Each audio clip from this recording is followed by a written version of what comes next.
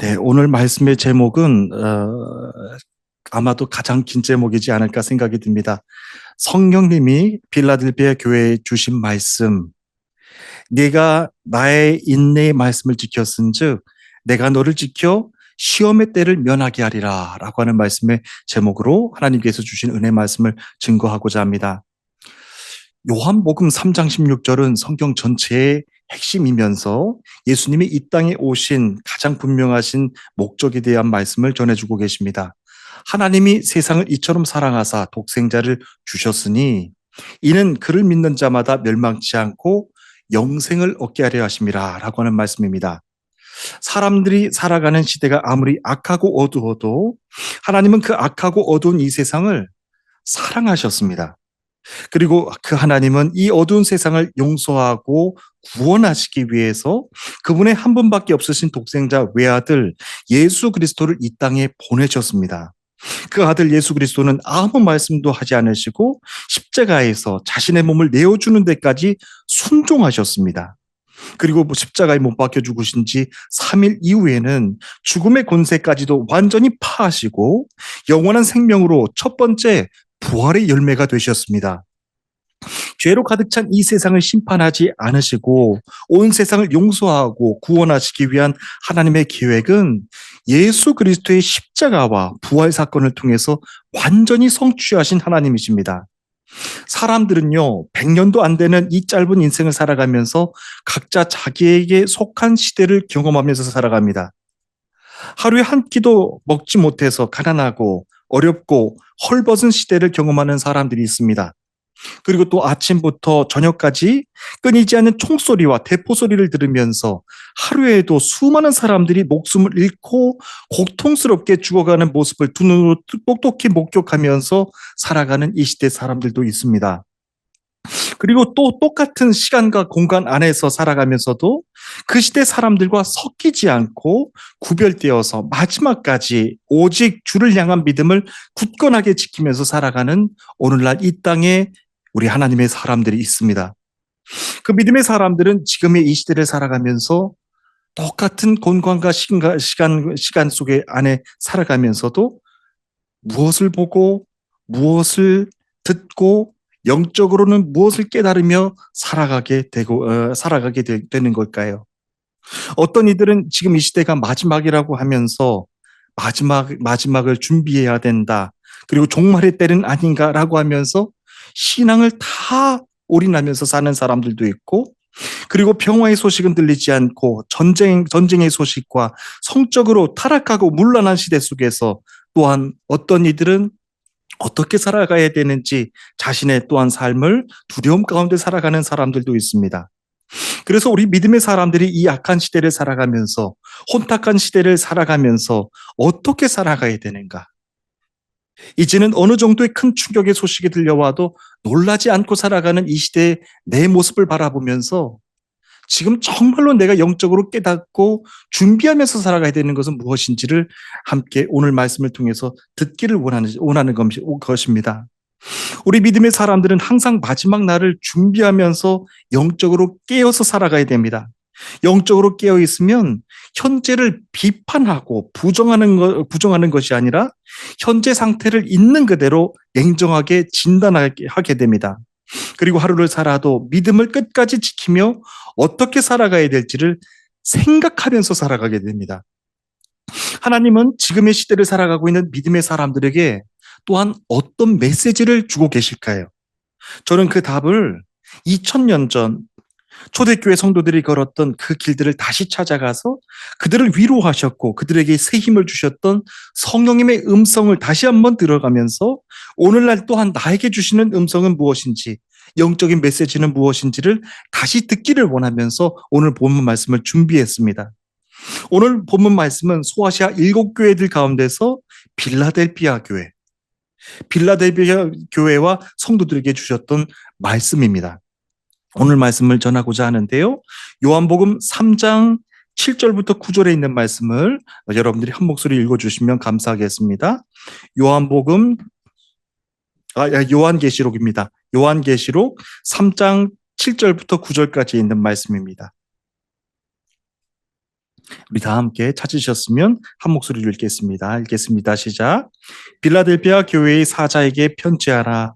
거룩하고 진실하사 다윗의 열쇠를 가지신 이 곧 열면 닫을 사람이 없고 닫으면 열 사람이 없는 그가 이르시되 볼지어다 내가 네 앞에 열린 문을 두었을 때 능히 닫을 사람이 없으리라. 내가 내 행위를 아노니 내가 작은 능력을 가지고서도 내 말을 지키며 내 이름을 배반하지 아니하였도다. 보라 사탄의 회당 곧 자칭 유대인이라 하나 그렇지 아니하고 거짓말하는 자들 중에서 며칠 내게 주어 그들로 와서 내 발 앞에 절하게 하고 내가 너를 사랑하는 줄을 알게 하리라. 아멘. 오늘 본문 말씀 요한계시록이 빌라델피아 교회에 주시는 말씀을 전하고 있는 기록하고 있는 이 성경의 저자는 예수님의 제자 요한입니다. 예수님의 제자 요한이 오늘 본문 말씀을 기록했습니다. 요한은 예수님의 공생의 사역을 하시면서 가장 먼저 부르셨던 그 제자 그룹 가운데 한 사람입니다. 베드로와 안드레, 야고보와 요한 그렇게 네 사람을 가장 먼저 예수님께서 부르셨죠. 그들 가운데 요한은 예수님을 향한 사랑이 특별히 더 진실하고 깊었던 사람입니다. 요한은 우레의 아들, 즉 번개의 아들이라고 하는 별명이 있을 정도로 성격은 아주 급했던 사람이었습니다. 그는 예수님께서 십자가에 못 박히시기 전날 밤에 베푸신 최후의 만찬에서 예수님의 품에 기대어서 누웠을 정도로 예수님의 사랑을 아주 많이 듬뿍 받았던 제자입니다. 그리고 예수님이 십자가에 못 박혀 죽으셨을 때도 다른 제자들은 다 두려워서 도망갔지만 요한은 끝까지 주님 발 앞에 남아서 마지막까지 임종을 지켜드렸던 사람이 바로 이 요한입니다. 예수님이 마지막 숨을 거두시면서 내 어머니 마리아를 부탁하노라라고 하는 이 말씀을 전하셨을 때도 요한은 주님 말씀에 순종하면서 마리아를 끝까지 모시는 그런 섬김의 사역을 해드렸습니다. 그래서 요한이 예수님의 어머니 마리아를 이곳 이즈미르 에베소까지 모셔와서 말년을 보내다가 그의 나이 94세 하나님께 부르심을 받고 하나님께 올라갔다라고 전해지고 있습니다. 그런데 요한에게는요, 이렇게 귀한 삶을 살았으면서도 불구하고 컴플렉스가 하나가 있었습니다. 그것은 자신은 십자가에서 순교를 당해서 죽지 못한 것, 그리고 마지막까지 평화롭게 죽음을 맞았다라고 하는 것이 큰 컴플렉스였습니다. 지금 우리가 보면은 이해가 안 되는 그런 생각입니다. 지금 우리 현대인들은 마지막 죽음을 평화롭게 맞는 것, 그것이 참 모든 이들에게 소망일 것입니다. 그런데 요한에게는 달랐습니다. 자신이 마지막까지 십자가에서 순교하지 않고 평화롭게 죽음을 맞았다라고 하는 것이 큰 컴플렉스였습니다. 왜냐하면 다른 예수님의 제자들은 복음을 전하다가 십자가의 처형을 받고 죽음을 맞았는데 자신은 순교하지 못한 것이 끝내 마음의 짐처럼 남아 있었던 것이죠.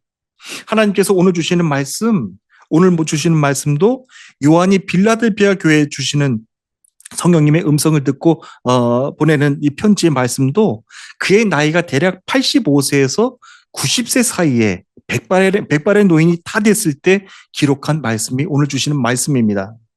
그의 노령의 나이에 요한은 물살이 산악기로 유명한 이 밤모섬의 유배를 갔다가 그곳에서 성령님의 계시를 받습니다. 성령님의 계시를 받고 소아시아 7교회들에게 주시는 말씀을 각각 다 기록을 한 것입니다. 85세에서 90세 그때 사이에 7교회들에게 주시는 말씀을 다 기록을 했습니다. 성령께서 사도 요한에게 빌라델피아에 주셨던 첫 번째 메시지는 이러했습니다. 예수 그리스도는 자기 자신에 대한 말씀을 전하셨는데 예수 그리스도 그분은 거룩한 분이시다. 그리고 진실한 분이시다라고 하는 말씀이셨습니다. 거룩은 세상과 섞이지 않았다. 세상과 분리됐다라고 하는 뜻이 거룩이라고 하는 뜻입니다. 진실은 정말 하나님의 성품 외에는 가진 이들이 없는 진실한 하나님의 성품입니다. 거룩과 진실은 오직 하나님만 가지고 계신 성품인데 바로 그분이 예수 그리스도시라고 하는 겁니다. 그 거룩하고 진실하신 하나님께서 예수 그리스도께서 요한에게 환상으로 지금 말씀해 주시는 것입니다. 그 거룩하고 진실하신 예수 그리스도는 가장 먼저 다윗의 열쇠를 가지신 분이다라고 하는 말씀입니다. 그리고 그분이 열면 닫을 사람이 없고 그분이 닫으면 열 사람이 없다라고 하는 것이 예수 그리스도에 대한 말씀입니다. 놀랍게도요, 90세 백발의 노인이 다 된 요한이 들었던 계시의 말씀은 그보다 한참 전의 일이었죠. 이사야 선지자가 들었던 예언의 말씀과 똑같은 말씀이었습니다. 이사야 22장 22절 말씀입니다. 내가 또 다윗의 집에 열쇠를 그의 어깨에 두리니 그가 열면 닫을 자가 없겠고 닫으면 열 자가 없으리라 라고 하는 말씀을 그보다 먼저 이사야 선지자가 예언의 말씀을 전했습니다. 하나님은 당신이 하신 모든 말씀을 그냥 전하시는 것이 아닙니다. 당신이 전하신 말씀을 다 전하시고 완전히 다 성취하고 이루시는 분이 바로 하나님 아버지십니다. 이사야 선지자가 전했던 예언의 말씀이었죠. 내가 또 다윗의 집에 열쇠를 그의 어깨에 두리니 그가 열면 닫을 자가 없겠고 닫으면 열 자가 없으리라.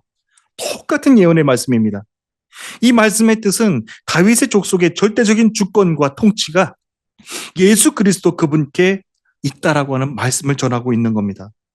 열쇠는요, 굳게 잠긴 문을 사용할 때 필요한 것입니다.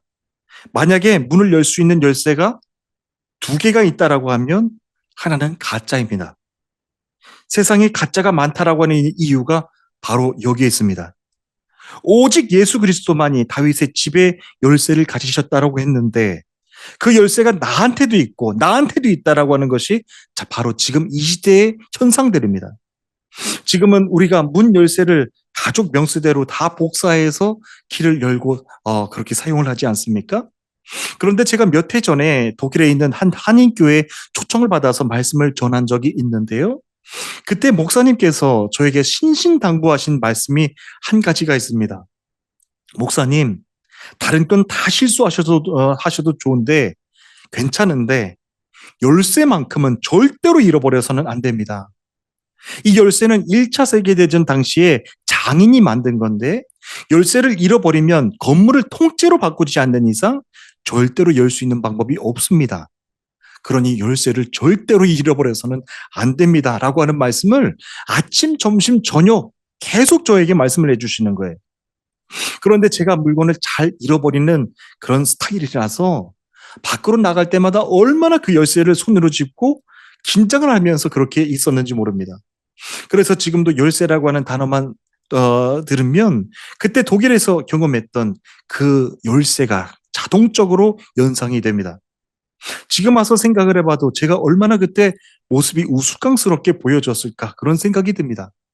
그런데 그때 그 열쇠를 보면 다시 한번 떠올리면서 본문 말씀을 묵상해 보니까 본문 말씀이 너무나도 정확하게 들어오는 거예요. 사도 요한이 들었던 이 계시의 말씀이 더없이 분명하게 들어옵니다. 오늘 본문을 기록하기 전에 사도 요한은 요한계시록 1장 17절과 18절 말씀을 보십시오. 1장 17절과 18절 말씀에서 이 같은 계시의 말씀을 듣습니다. 두려워하지 말라. 나는 처음이요 마지막이니 곧 살아있는 자라. 이제 세세토록 살아있어 사망과 음부의 열쇠를 가졌으니 라고 하는 말씀을 또 전하십니다. 이때도 사망과 음부의 열쇠를 가졌노니라고 하는 말씀을 전하셨는데 여기에서 말하는 음부라고 하는 것은 지옥을 뜻합니다. 죽음과 지옥의 열쇠를 가지신 분이 바로 예수 그리스도시라고 하는 말씀입니다. 사망과 음부의 열쇠를 가지신 분 예수 그리스도, 이는 죽음과 지옥의 열쇠를 가지고 있으신 분이 예수 그리스도라고 하는 말씀인데 천국과 지옥의 문은요 인간의 선행과 경험 그리고 오랜 교회 활동, 착한 행동들, 봉사활동, 이 땅에서 위인으로 사는 것 그런 것들로 열리는 것이 아니라고 하는 말씀이에요. 그 영원한 생명이신 예수 그리스도가 빌라델피아 교회와 성도들에게 주시는 말씀입니다. 볼지어다 내가 내 앞에 열린 문을 두었으니 능히 닫을 자가 없으리라. 내가 내 행위를 아노니 네가 작은 능력을 가지고서도 내 말을 지키며 내 이름을 배반하지 아니하였도다. 라고 하면서 이 말씀을 주시는 거예요. 예수님이 필라델피아 교회를 위로해 주시는 말씀입니다. 저는 1년에 꼭 몇 번은 이 소아시아 7교회들에게 주셨던 말씀을 증거하고 있는데요. 지금 우리 이스미라 한인교회가 서 있는 이 땅에서 드리는 우리들의 예배가 얼마나 더 중요한 예배인가를 저뿐만 아니라 모든 성도님들께도 다 같이 또 기억하고 또 영적으로 깨어있는 예배를 드리기 위해서 같은 본문의 말씀을 다시 묵상한 말씀을 다시 전하고 있습니다. 소아시아 7교회들 중에서 예수님께 칭찬을 받았던 교회가 딱 2교회밖에 없습니다. 첫 번째는 환난과 가난, 핍박 속에 있었지만 실상은 네가 가장 부유한 자다 라는 칭찬을 받았던 서머나 교회가 있었고요. 그리고 또 오늘 주시는 본문에서 주시는 빌라델피아 교회에 주신 말씀입니다. 빌라델피아 교회에 칭찬해 주신 말씀은 요한계시록 3장 8절과 10절 사이에서 이렇게 기록되어 있습니다. 내가 내 행위를 아노니 네가 작은 능력을 가지고서도 내 말을 지키며 내 이름을 배반하지 아니하였도다 라고 하는 말씀이고요. 그리고 10절에서 또 가서 말씀하시기를 네가 나의 인내의 말씀을 지켰은즉 내가 너를 지켜 시험의 때를 면하게 하리라 라고 하는 말씀입니다. 얼마나 귀한 말씀일지 몰라요. 내가 나의 인내의 말씀을 지켰은즉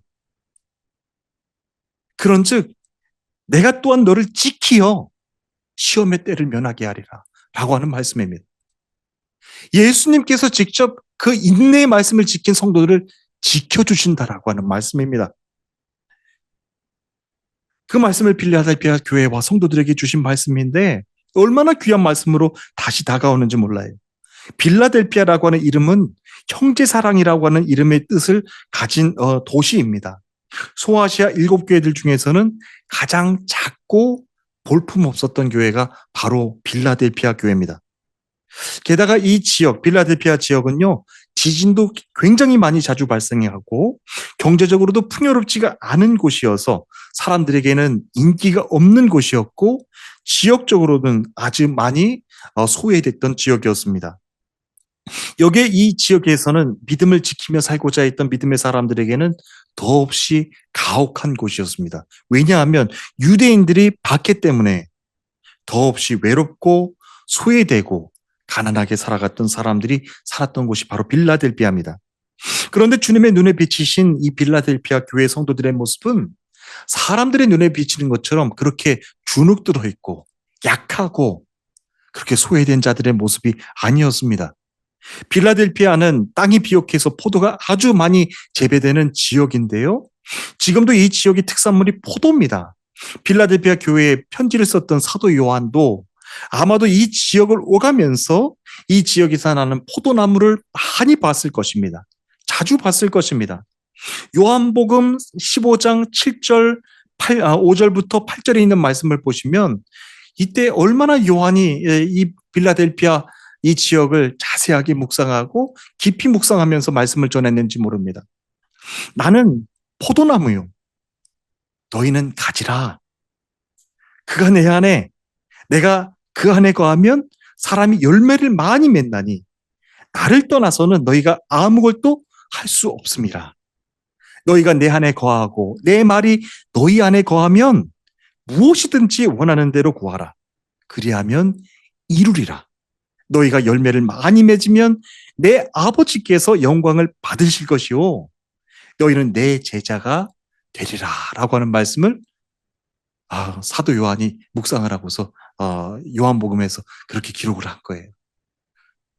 얼마나 빌라델피아 교회 성도들이 귀하게 다가왔으면 그렇게 포도나무를 보면서 그들을 한 생명 한 생명에 대한 말씀을 이렇게 요한복음, 요한계시록에 대한 말씀을 증거하며 전하면서 이렇게 적었을까요? 이처럼 빌라델피아 교회는 땅이 비옥해서 포도 농사가 참 잘 됐던 지역입니다. 그런데 이 지역에서는 당시 1,000명도 안 될 정도로 주민들이 적은 인원들이 살았던 곳이었는데요. 그 이유도 앞에 앞서서 말씀드린 대로 빌라델피아 지역은 지진이 아주 자주 발생했던 지역이었기 때문입니다. 그래서 이 지역은 포도나무 원에서 일하는 농부 외에는 사람들이 많이 살지 않는 곳이었어요. 그러니 이 지역에서 주님을 믿었던 사람들은 얼마나 더 소수의 사람들이 믿었을까요?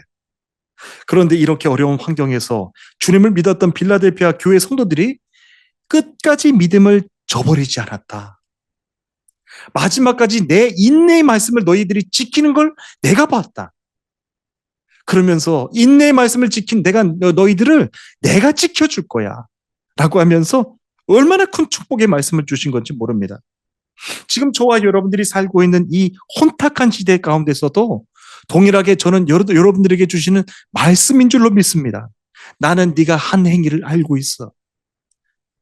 마지막까지 인내의 말씀을 너희가 지키는 줄 나는 보고 있노라. 그러니 이 시험 당하는 때에 내가 너희들을 마지막까지 지켜줄 것이다. 필라델피아 교회 주신 말씀을 이 시간 여러분들 모두에게도 다시 들려주고 계시는 줄 믿습니다. 여러분들 마지막 때까지 믿음을 주님이 지켜주시고 그 이 믿음을 귀하게 봐주실 줄로 믿습니다. 저는 여러분들이 살고 있는 이 혼탁한 시대, 여러분들이 지금 이 시대를 살아가면서 놀라고 있는 것들이 정상인데 놀라지 않는 어느 순간부터인가 놀라지 않는 내 모습에 더 놀라게 되는 거예요. 너무너무 혼탁하고 문란하고 교회들이 다 세상 가운데 야합하고 똑같이 혼탁해져가는 이 교회 모습을 보면서도 성도들은 더 이상 놀라지 않아요. 너무 큰 충격의 시대를 살아가고 있는 거예요. 이 시대를 어떻게 살아가야 되겠습니까? 이 시대를 살아갈 때, 이 시대에서 말하면 사람들은 다 비난의 그런 눈초리로 다 쳐다봅니다. 그래, 너만 잘났어? 저는 이 말씀을 묵상하면서 당시 빌라델피아 교회 성도들이 얼마나 많이 힘들면서 그러면서도 인내의 말씀을 지켜놓으라고 주님께 이 축복의 말씀을 들으면서까지 이 그들의 모습이 떠올라서 정말 이 말씀을 다시 우리 이즈미르 한인교회 성도들에게 다 들려주셨으면 좋겠다. 이 인내의 말씀을 너희가 지키는 줄 나는 다 보고 있었노라 라고 하는 이 말씀인 것이에요. 여러분들의 말씀을, 여러분들의 하루하루의 신앙을 우리 주님께서 다 보고 계신다라고 하는 말씀입니다. 저는 이 시간 예수 그리스도의 이름으로 여러분들 모든 분들을 축복합니다. 가정과 기업과 학업 위에 오늘 주시는 말씀의 축복이 가득 넘치시기를 주님 이름으로 축복합니다. 우리 10절부터 11절 우리 두 절 말씀을 계속 읽어주시겠습니다. 10절부터 11절 말씀입니다. 읽겠습니다. 시작. 내가 나의 인내의 말씀을 지켰은즉 내가 또한 너를 지켜 시험의 때를 면하게 하리니 이는 장차 온 세상에 임하여 땅에 거하는 자들을 시험할 때라. 내가 속히 오리니 내가 가진 것을 굳게 잡아 아무도 내 면류관을 빼앗지 못하게 하라. 아멘. 여기서 말씀하시는 시험의 때는요, 메시아가 심판하실 그 시험의 때를 의미하는 것이 아닙니다. 세상 사람들이 하나님을 믿지 않고 하나님의 말씀을 배반하고 세상과 야합하면서 살아가는 세상의 불신자들 그리고 신앙의 배교자들이 겪게 될 시험의 때를 말하는 겁니다. 바로 그때가 오면 예수님이 믿음의 사람들을 지켜주실 거라고 하는 말씀을 전해주신 겁니다. 내가 속히 오리니 네가 가진 것을 굳게 잡아 아무도 내 면류관을 빼앗지 못하게 하라 라고 하는 말씀을 저에게 주셨어요. 이 마지막 시대에 여러분들이 어떻게 살아가야 될지를 말씀을 통해서 분명하게 전해주신 거예요. 하나님께서 여러분들에게 면류관을 주시는 건데 마지막 때에 여러분들의 면류관을 빼앗기지 못하게 하라 라고 하는 말씀이에요. 이 말씀을 다시 거꾸로 말하면 세상의 악한 영들, 세상 사람들이 여러분들의 면류관을 빼앗으려고 어떤 온갖 방법으로 여러분들을 유혹하고 혼탁하게 하고 믿음으로 넘어뜨리려고 하는 시대가 바로 이 시대라고 하는 말씀을 간접적으로 들려주시는 말씀이에요. 아무도 내 면류관을 빼앗지 못하게 하리라. 이 말씀의 뜻은요, 빼앗기는 사람들이 있다라고 하는 거예요. 세상 가운데 내 믿음을 포기하고 내 믿음과 야합하면서 세상과 야합하면서 믿음을 다 내려놓고 살아가는 이들이 있다라고 하는 말씀입니다. 그러니 이 마지막 시험의 때, 세상 사람들이 당하게 될 이 마지막 시험의 때, 그때를 말합니다. 마지막 시험의 때, 그때는 내가 너희들의 믿음을 지켜줄 것이다. 그리고 그냥 오는 것이 아니라 속히 올 것이다. 그러니 내 면류관을 빼앗기지 않고 그것을 지키고 있어라 라고 하는 말씀입니다. 저는 지금과 같이 이렇게 영적으로 혼탁한 시대 속에서도 믿음을 끝까지 지키며 살아가는 우리 모든 성도님들에게도 똑같이 동일하게 주시는 말씀인 줄로 믿습니다. 우주보다 더 크신 하나님이 믿습니다. 우주보다 더 크신 하나님께서 오늘도 세상적으로는 미약하고 보잘것없는 모습처럼 보이지만 이렇게 연약하게 살아가고 있는 우리 모든 믿음의 사람들, 진실로 살아가는 세상과 섞이지 않고 거룩한 하나님의 성품을 닮아가면서 살려고 하는 우리 믿음의 사람들의 모습을 주님께서 다 지켜보고 계신다라고 하는 거예요. 그리고 마지막 때까지 내가 너희들의 믿음을 지켜줄 것이다 라고 하는 말씀입니다. 예, 우리 계속해서 12절 말씀도 다 함께 읽어주시면 감사하겠습니다. 12절 말씀입니다. 마지막입니다. 읽겠습니다. 시작. 이기는 자는 내 하나님 성전의 기둥이 되게 하리니 결코 다시 나가지 아니하리라. 내가 하나님의 이름과 하나님의 성, 곧 하늘에서 내 하나님께로부터 내려오는 새 예루살렘의 이름과 나의 이름을 그의 위에 기록하리라. 아멘. 주님이 빌라델피아 교회에 주신 마지막 말씀은요, 승리하는 자에 대한 말씀입니다. 아까도 말씀드렸죠? 면류관을 빼앗기지 않게 하라. 근데 빼앗기는 자가 있다는 거예요. 빼앗기는 자들은 승리하지 못하는 자들이고, 그리고 주님이 빌라델피아 교회 성도들에게 주신 마지막 말씀은 승리하는 자에 대한 말씀입니다. 승리하는 자에게는 하나님의 성전 기둥이 되게 할 것이다. 그는 결코 성전을 떠나지 않게 될 것이다 라고 하는 말씀입니다. 여러분, 아무리 큰 지진이라고 할지라도 이 빌라델피아 상황을 다시 한번 연상해 보십시오. 아무리 큰 지진이라고 할지라도 모든 건물들이 다 무너지는 게 아니라고 하는 겁니다. 저는 터키에서 이 목회 일을 하고 있으면서도 불구하고 지금은 또 목회 일과 병행해서 기자의 신분으로 일하고 있습니다. 기자의 신분으로 정말 지금까지 큰 일이 발생했을 때마다 모든 현장들을 다 다녀왔던 것 같아요. 제가 보는 현장의 모습이 우리 한국 땅에서 보는 우리 국민들이 바라보는 그 시각과 똑같은 것이기 때문에 저는 위험한 상황이라고 할지라도 하나님 지켜주세요. 가는 곳 지켜주세요. 라고 하면서 기도하면서 갔다 오는데 위험한 상황의 그런 현장들은 다 다녀왔던 것 같아요. 초대형 산불이 났을 때도 현장을 다녀왔고 이즈미르 대지진과 그리고 터키 남동부 지역의 대지진이 발생했을 때도 현장을 직접 다녀왔습니다. 그리고 심지어는 자살폭탄 테러가 발생한 곳에도 제가 바로 그 다음날 다녀오기도 했습니다. 그러면요, 여러분들 텔레비전에서 보는 것하고는 차원이 다릅니다. 그 현장으로 직접 가서 제가 직접 제 시선으로 목격을 하면 또 어디에선가 자살폭탄이 터지지는 않을까. 카메라로 촬영하고 있으면서 계속 기도하는 거예요. 하나님, 이 영상 찍으면서 큰일 나지 않게 해주세요. 하나님, 이 지진 난 현장에 와 있어요. 지진이 다시 발생해서 내가 생명이 해하지 않도록 나 지켜주세요. 대형 산불이 난 곳에 와 있어요. 마지막까지 나를 지켜주세요. 라고 하면서 기도하는 심정으로 그 현장 안으로 들어가 있는데 현장 안으로 들어가서 이제 지진에 대한 말씀을 전하는데요. 지진이 발생한 곳 안으로 들어가는데 여러분들 지진이 얼마나 무서운지는 몰라요. 지진 7.8, 7.9는요, 한국 땅에서는 경험도 못 해본 그런 아주 강한 지진입니다. 모든 사람들이 다 살 수가 없는 것이 굉장히 큰 지진이었는데 그곳이 바로 터키 남동부에서 일어났던 그 지진이었습니다. 저는 지난 2020년과 2020년도에 그 일어났던 이즈미르와 우리 터키 남동부 지역에서 일어났던 터키 대지진의 현장을 다 다녀와 봤습니다. 그런데 지진 현장들을 다 돌면서 제가 공통적인 것 한 가지를 발견할 수 있었어요. 그것은 뭐냐면 새 건물인데도 불구하고 건물 전체가 폭삭 다 내려앉은 그 건물들이 있었고요. 또 한켠에서는 아주 오래된 건물인데도 멀쩡한 곳이 있었다라고 하는 겁니다. 제가 직접 다 봤어요. 그리고 지진 전문가들에게 그 이유에 대해서 인터뷰를 다 부탁을 드려봤는데 그분들이 하시는 말씀이에요.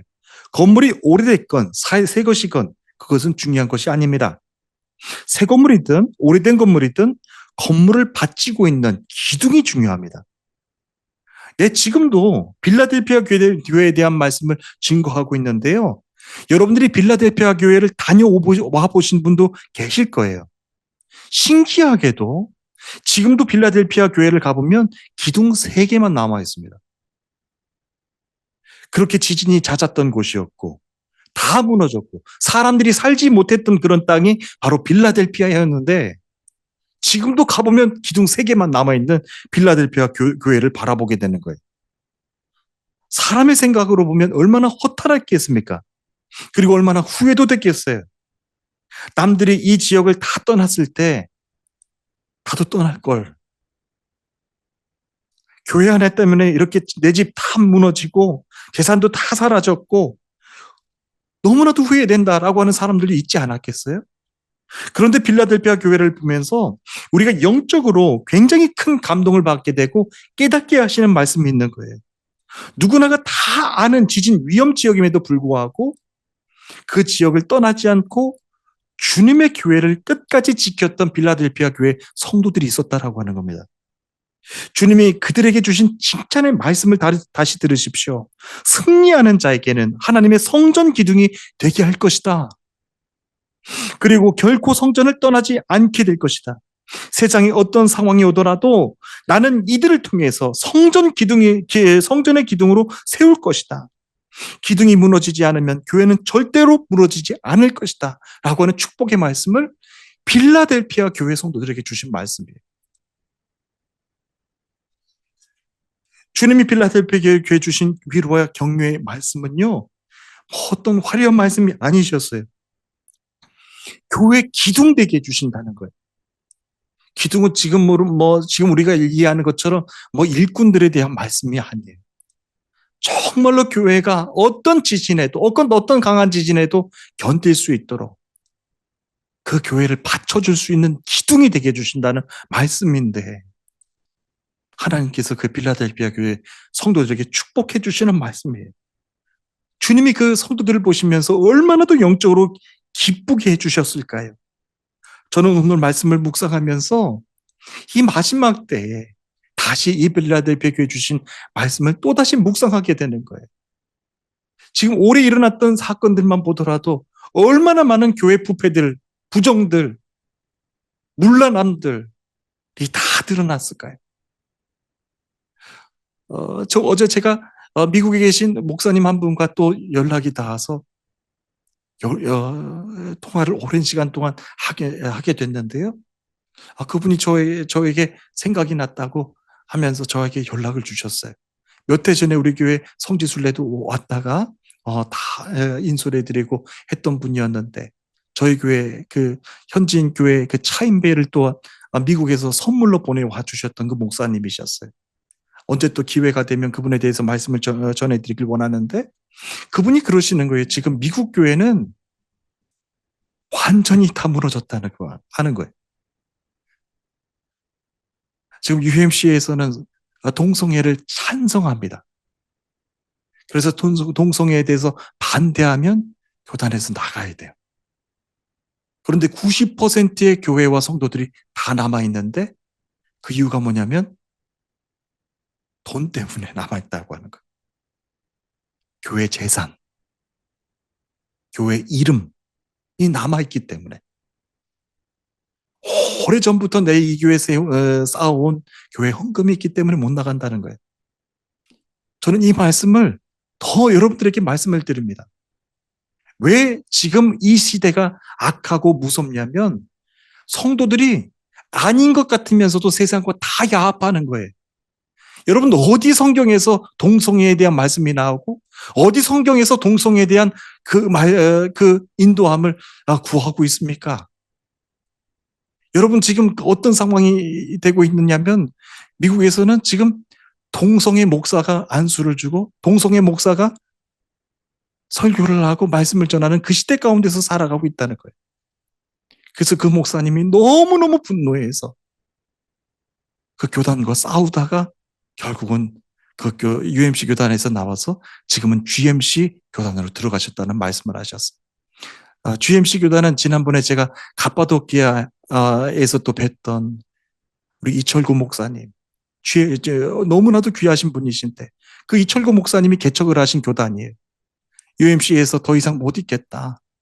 이제는 부패하고 부정하고 문란한 이 교단에서 못 있겠다라고 하면서 다시 나와서 GMC 교단을 개척하신 분인데 작년에 카파도키아 순교의 땅에 오셨다가 한 주 만에 갑자기 심장마비로 순교하셨다는 소식을 듣고 제가 얼마나 충격을 받았는지 몰라요.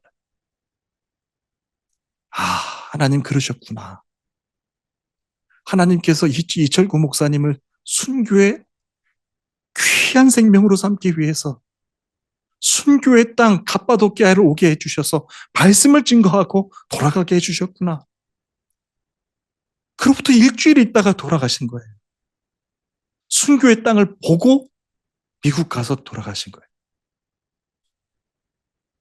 지금 이 빌라델피아 교회 성도들의 모습을 보면 세상적으로 보면 얼마나 우습게 보이겠어요. 그냥 모든 사람들이 다 떠나가는 곳이고 경제적으로도 그냥 인기가 없는 곳이고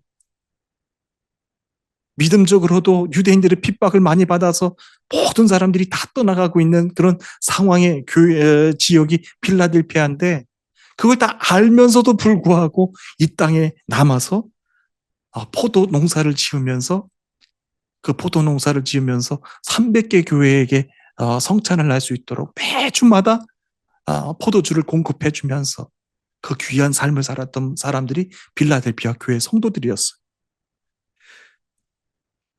저는 이제 마지막 이 시대를 살아가는 우리 말씀 가운데 저는 우리가 영적으로 정말로 깨어서 말씀을 듣기를 원합니다.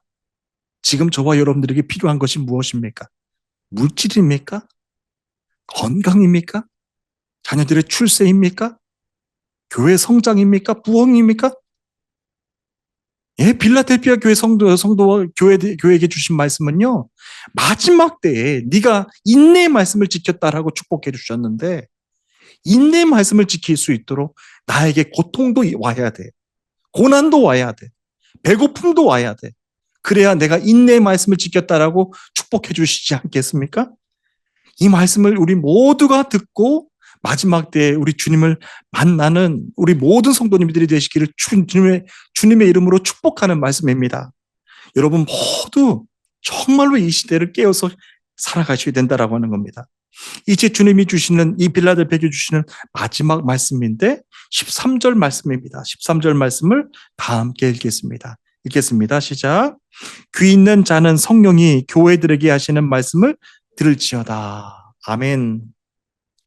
주님이 빌라델피아 교회에 주신 마지막 말씀은 귀 있는 자는 성령이 교회들에게 주시는 말씀을 들을지어다라고 하는 말씀입니다. 저는 이 구절을 읽고 묵상할 때마다 예수님은 왜 당연한 말씀을 여기에 쓰셨을까 하는 생각이 들었어요. 귀가 있는데 당연히 듣지. 왜 못 들을까? 그런데 성령이 주시는 음성은 다르다고 하는 거예요. 성령이 주시는 음성은 육신의 귀가 있어도 귀가 열리지 않으면 듣지 못한다라고 하는 말씀입니다. 주님이 말씀하시니까 듣고 귀가 있으니까 당연히 듣는 건 당연한 것 아닐까 생각하는 것이 잘못된 생각입니다. 이 말씀은 하나님이 어떤 분이시라고 하는 것을 빌라델피아 교회와 성도들에게 정확하게 주시는 말씀입니다. 하나님은 말씀하시는 하나님, 성도는 듣는 성도, 성령이 교회들에게 주시는 말씀을 듣는 이가 바로 성도들이라고 하는 말씀입니다. 성령이 교회들에게 하시는 말씀을 들으라라고 하시는 말씀인데, 사도 요한은 요한복음 1장 1절에서도 이렇게 기록합니다. 하나님은 어떤 분이신가에 대해서 이렇게 전했어요. 태초에 말씀이 계시니라. 이 말씀이 하나님과 함께 계셨으니 이 말씀은 곧 하나님이시라 라고 하는 말씀을 기록을 했습니다. 하나님은요, 여러분들에게 사랑, 평화, 그런 추상적인 분이 아니라 말씀이 하나님이세요. 그렇기 때문에 말씀으로 오신 하나님을 듣지 못하면 하나님을 못 보고 사는 거예요. 못 만나고 사는 것이고 못 깨닫고 사는 거예요. 말씀이 육신이 되어 우리 가운데 거하심에 우리가 그의 모든 영광을 보리니 아버지의 독생자의 영광이요 은혜가 진리가 충만할지니라 라고 하는 말씀을 1장 14절에서도 전해주셨는데, 이 같은 하나님의 존재에 대해서 우리가 정확하고 분명하게 알면 하나님 이 시간 육신의 길을 열어서 이 말씀을 듣지만 영적으로 듣고 깨닫고 분별하게 해주세요 라고 하는 기도의 제목을 또한 간절하게 들으면서 이 말씀을 들어야 된다라고 하는 말씀입니다. 예, 오늘 빌라델피아 교회 주시는 말씀을 여러분들에게 이제 다 증거해 드렸습니다. 빌라델피아 교회의 성도들이 마지막까지 쓰러지지 않고 성전의 기둥으로 남아서 마지막까지 믿음을 지킬 수 있었던 이유는 무엇이었을까요? 그들에게 말씀이 들렸기 때문에, 그리고 말씀을 들은 그들이 마지막까지 진리와 거룩을 훈련하면서 살아갈 때 주님이 인내의 말씀을 지킨 너희들을 내가 지켜줄 거야 라고 하는 말씀을 그들에게 주셨기 때문에, 그와 같은 은혜를 힘입고 살았던 그들이었기 때문에 마지막까지 그들이 이와 같은 축복의 말씀을 들을 수 있었다라고 하는 말씀입니다. 예, 오늘 이 말씀은 이제 또한 한 주간을 여러분들을 살아가시는데 큰 힘과 능력이 되시는 말씀이 되어 주실 줄로 믿습니다. 이제 한 주간 동안 또 어떤 일들이 세상 속에서 일어나며 발생할지를 모릅니다. 그런데 이 말씀 분명하게 우리가 가슴 속에 새기고 한 주간 동안 승리하면서 살아가길 원합니다. 세상은 혼탁하다라고 자신을 소개하지 않습니다. 세상은 자신을 문란하다라고 자신을 홍보하지도 않아요. 무엇이 세상과 섞이는 것인가? 무엇이 세상과 야합하는 것인가? 무엇이 세상을 닮아가는 것인가를 내가 결단해야 됩니다. 여러분, 사랑과 화목의 이름, 평화의 이름으로 얼마나 많은 것들이 문란하게 됐는지 몰라요. 우리 교회 안에서 성도님들이 지켜야 될 것, 진리와 거룩에 대한 말씀. 세상과 절대로 섞여서도 안 되고 야합해서도 안 되는 말씀입니다. 이제 여러분들이 세상 속에서 고난과 핍박과 배고픔과 앞길에 막혀있는 그런 모든 장애에서도 이제 인내의 말씀이 되시기를 원합니다. 인내의 말씀을 지켰은 즉 내가 너를 끝까지 지키리라 라고 하는 말씀이 이제 한 주간 동안에 여러분들 삶 가운데 충만하게 축복의 말씀으로 다가오시기를 축복합니다. 우리 다 함께 기도하시겠습니다.